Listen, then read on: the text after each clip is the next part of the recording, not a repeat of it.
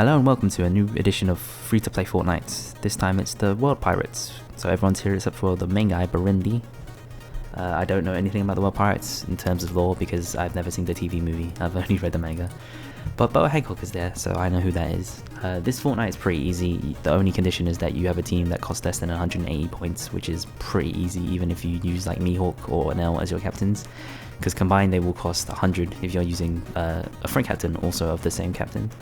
And then you have 80 points to spend, but you know, we have time skip Luffy who's free, and he only costs 30, and you can use anyone, which is pretty nice. You can even use Sengoku really, you just have to hopefully not go over 180. Obviously great for candidates is Zeff because he costs freaking 8. I'm going to use time skip Luffy as I said because he only costs 30 compared to the Enel and Mihawk. The only thing you have to keep in mind when building your team is that you can't bring an attack booster because on the first stage, Boa will give you a partial attack boost.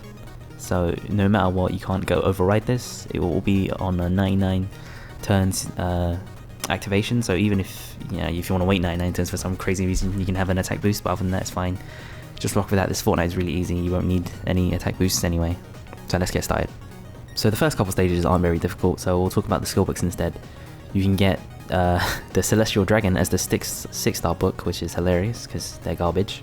You can get Koala books, which is pretty strong, boosting fighters by 1.75 times, but the cooldown's already 14, so it's not too bad. If you want to max it at 10, then go straight ahead. There's Don Chinjiao, who's awesome. He can give you a maximum of a 1.75 times orb boost for 2 turns if you're below 30%. The Funk Brothers will give you a big attack boost if you have a high chain, which still isn't good, having a high chain team, but we'll see eventually. Abdul and G on a 5-turn CD, if you max it out, will reduce the specials of strikers and slashers and change badly matching it into RCB, so it's okay, I guess. There's also Rob Lucci from Story Mode, the strength version, which isn't that great either, changing orbs into strength, sight, or int, and reducing the defense by 50%. It's just kind of meh. Boa Hancock will lock orbs, and if you're below 30%, you'll get a matching orb on her and your captain. Not too great. The characters you can get on this Fortnite are actually pretty good, stat-wise anyway. They all have 1,000 or more attack, except for Night Rin, but even then she has like 900, so they're all really good for Sengoku teams, since they have pretty good stats, and then cost 20. Who's the best? If you think about it, I probably think it's Boa Hancock. She will boost the attack of all characters by 2.5 times after 3 perfects. That's pretty good. It's almost a G3, but we have time skip Luffy now, so he's not great. Sebastian is not too hard. He will reduce the damage of fighters for 3 turns, but even you see I have Zoro who has a badly matching orb and he'll still do a decent amount of damage, so you can kill him over 2 turns. It's not too hard. Sebastian himself will boost the powerhouse attack of powerhouse characters by ×2 and reduce the damage based on your HP. So meh, reduces the damage received by 50% for 1 turn and changes his orb to quick, so his special is okay. Night Rin will do some stuff, but it doesn't matter, you can kill her pretty easily as well.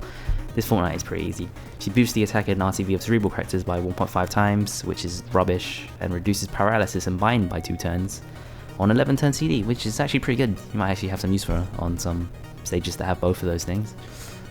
And then there's Gairam, who is the boss. He will boost the attack by 2.5 times after you hit quick, sight, and dex characters. So again, just a worse version of the Boa one. Not too great. His special will deal 5 times, 2,000 damage 5 times randomly, which is good for turtle times. And then he also reduces damage by 8%, but only after taking more than 5,000 damage. So that's rubbish. Boa Hancock appears on stage 7 as the secret character. She will just give you all matching orbs, lock them, and then make your chain multiplier times 2.5, which is really good, obviously. And she'll drop 100% of the time. But that's secret, so you probably won't see her for a while. This Fortnite is pretty easy, as I said. The condition is really not the thing that makes it too hard. You should be able to clear it with moderate ease, even if you are a new player. You can get some decent stat units if you are new, and if you need units for Sengoku teams, it's pretty nice as well. Hope you have a good time running this Fortnite, and I'll see you next time, my nakama!